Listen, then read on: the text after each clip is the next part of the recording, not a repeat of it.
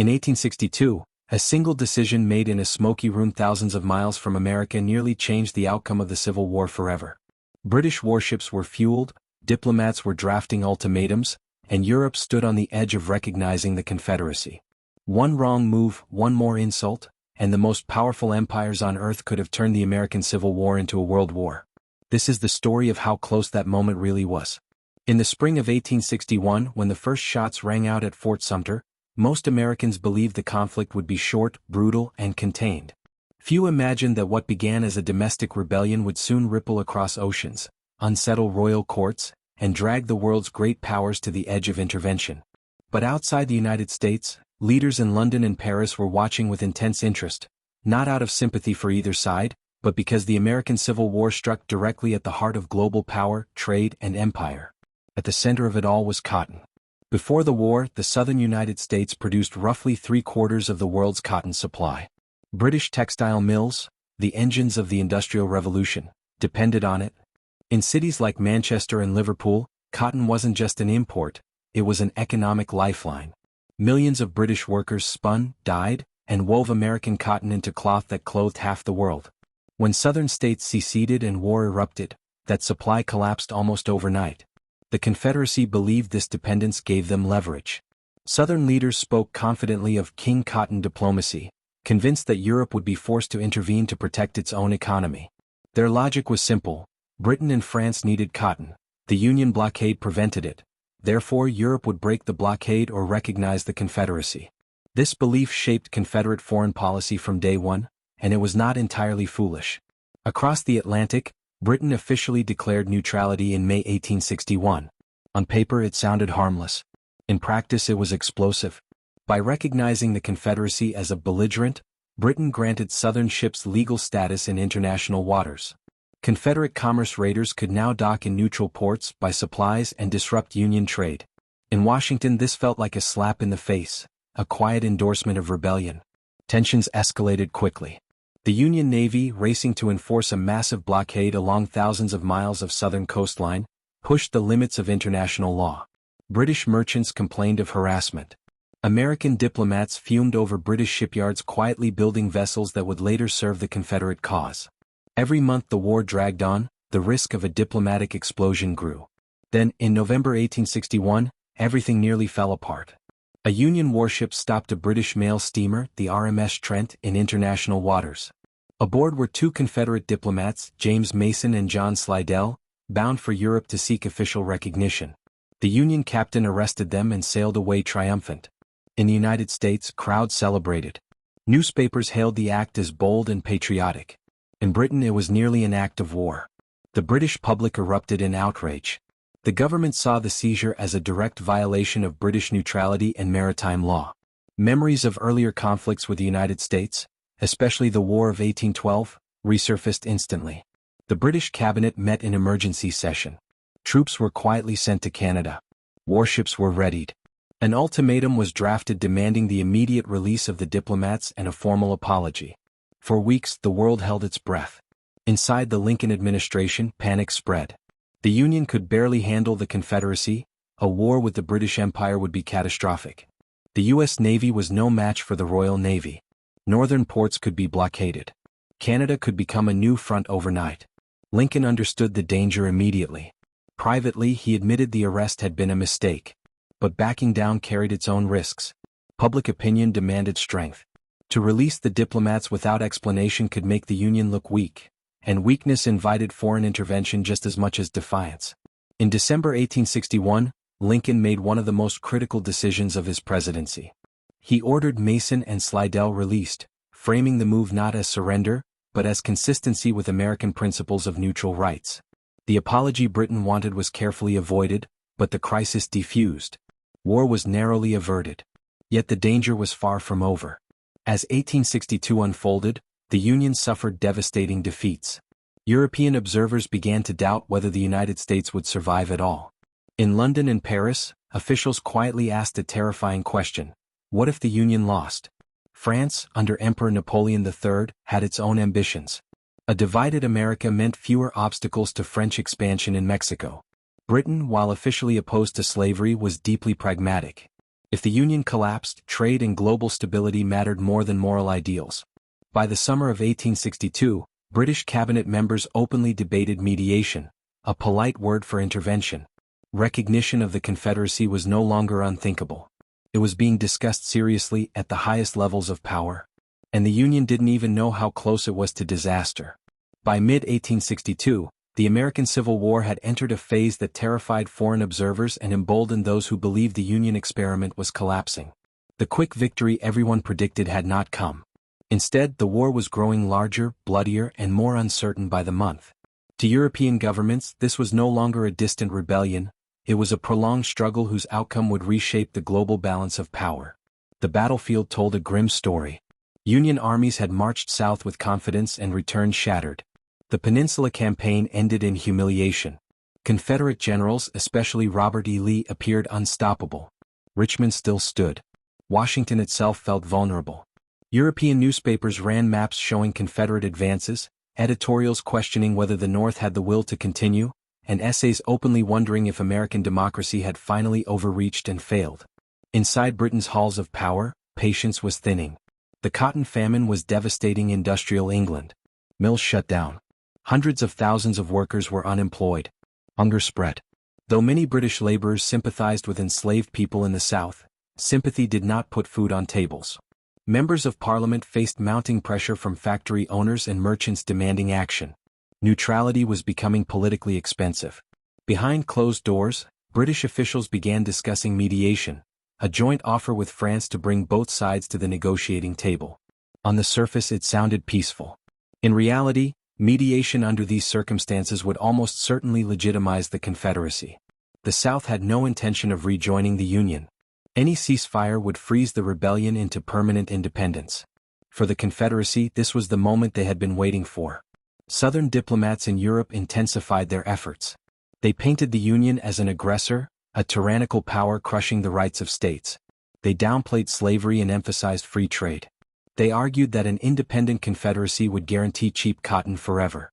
Their message resonated more than the Union liked to admit. Meanwhile, the Union's diplomatic position was weak. At this stage of the war, the North had not clearly defined slavery as the central issue. Officially, the war was still about preserving the Union, not ending human bondage. This mattered enormously overseas. Britain had abolished slavery decades earlier. France had followed. Public opinion in Europe might tolerate neutrality, but outright support for a slaveholding republic was morally dangerous. Yet without a clear moral cause, the Union struggled to inspire loyalty abroad. Abraham Lincoln knew this. He also knew something else: the Union was running out of time. In the summer of 1862, Lincoln faced pressures unlike anything before. Military defeat, political opposition, and foreign skepticism converged at once. Radical Republicans demanded emancipation.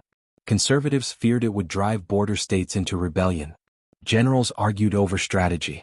Newspapers accused Lincoln of weakness. And somewhere across the Atlantic, European powers were deciding whether the United States still deserved to exist as one nation. What most people didn't know was that Lincoln had already made a decision, one that would redefine the war and derail foreign intervention.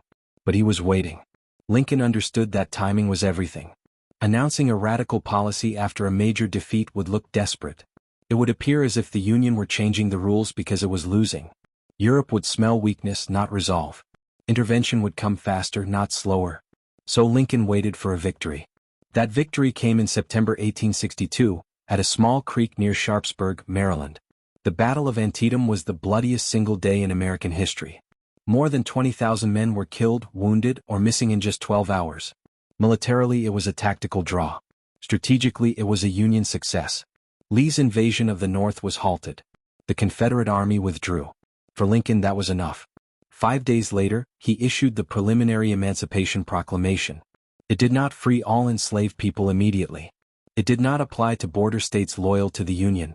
But its message to the world was unmistakable. The United States was now fighting a war against slavery. Any nation that supported the Confederacy would be supporting human bondage. The effect in Europe was electric. British public opinion shifted almost overnight. Newspapers that had criticized Lincoln now praised him. Anti-slavery societies mobilized. Workers in cotton-starved cities held rallies declaring they would rather starve than support slavery. Political leaders felt the ground move beneath their feet.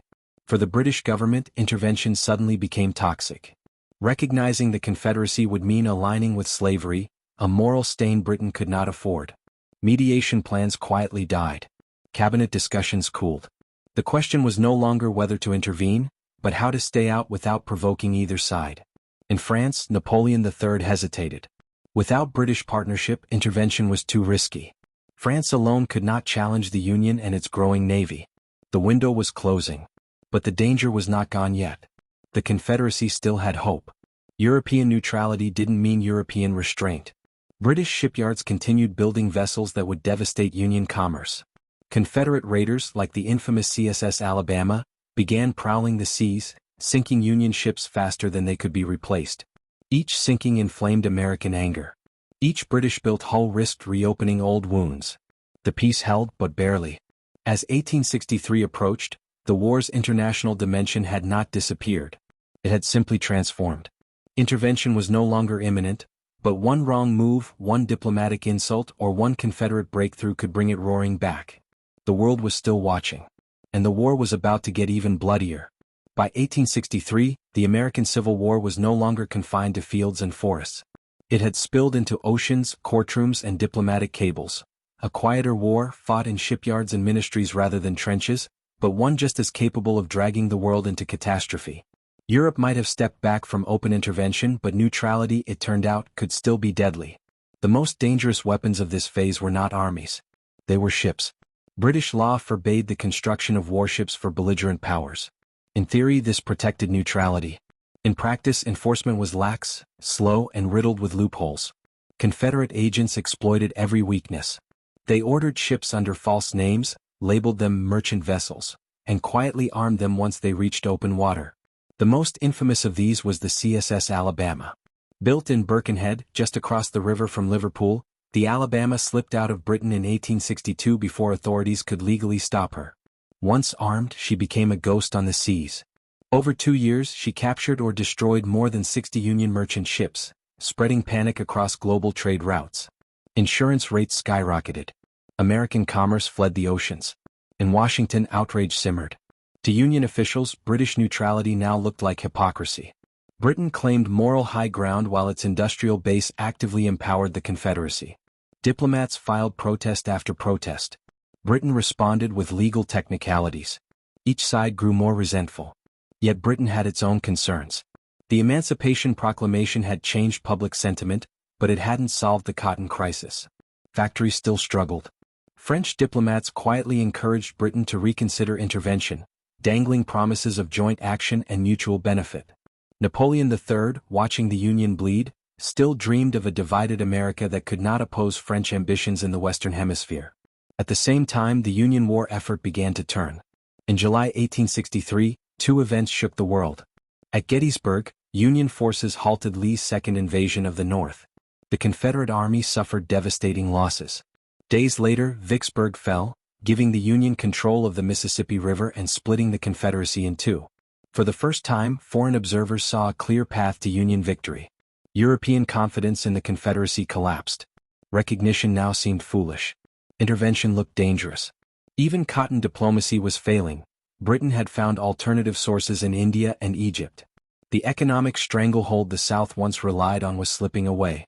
But even as the military tide turned, the diplomatic damage remained unresolved. American ships were still being sunk. American sailors were still dying. And British-built Confederate raiders were still responsible. By 1864, the United States had begun quietly calculating the cost. Every destroyed vessel had a price. Every lost cargo could be counted.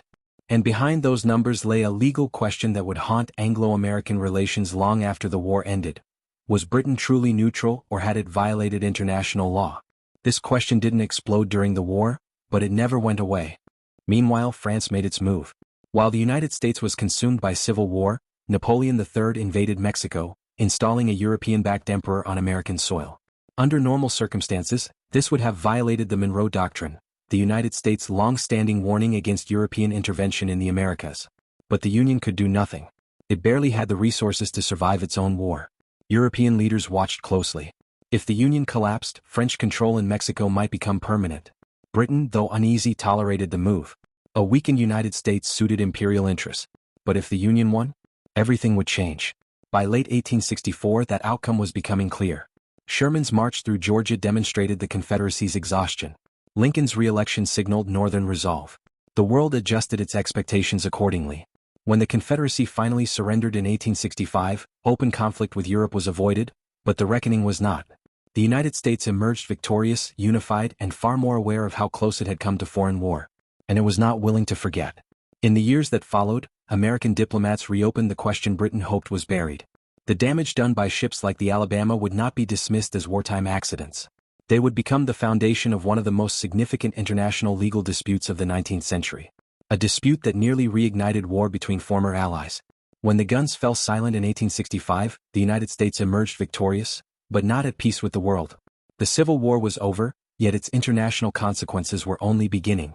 Beneath the celebrations of reunion and reconstruction lay a cold, simmering anger toward Britain, an anger rooted not in ideology, but in invoices, ship manifests, and sunken hulls scattered across the world's oceans. To many Americans, Britain had escaped accountability. During the war, British-built Confederate raiders had destroyed or captured hundreds of U.S. merchant ships. American commerce had been driven from the seas. Insurance costs had exploded. Entire shipping industries collapsed. And while Britain insisted it had remained neutral, the evidence suggested otherwise, not through official policy, but through negligence that conveniently favored the Confederacy. The most damning symbol remained the CSS Alabama. Its destruction by a Union warship off the coast of France in 1864 ended its reign, but not its legacy. American officials meticulously documented every ship it sank, every cargo lost, every economic ripple that followed. The total damages were staggering. And the question was unavoidable. If Britain's laws had been enforced properly, would the Alabama have ever sailed? At first, Britain dismissed American complaints. The war was over. Emotions were high. It was time to move on. But the United States was no longer a fractured republic begging for survival. It was a victorious nation with a massive army, an expanding navy, and a growing sense of global confidence. And it had leverage. American politicians began floating a dangerous idea. If Britain refused to pay reparations for wartime damages, the United States could demand far more, even territory. Canada, lightly defended and geographically vulnerable, suddenly appeared in political cartoons and speeches as a bargaining chip. Some voices went further, openly suggesting annexation. The threat was not empty bravado. The U.S. Army was battle-hardened. Britain was stretched thin across its empire. For a moment, war loomed again. British leaders took notice. What had once seemed like post-war bitterness now looked like a genuine strategic risk. Quietly, both sides agreed to seek a solution, not through force but through arbitration. This decision would change international relations forever. In 1871, representatives from the United States and Britain met in Washington to negotiate what became known as the Treaty of Washington. At its heart was the Alabama claims, America's demand that Britain accept responsibility for allowing Confederate raiders to be built and launched from its ports. The stakes were enormous.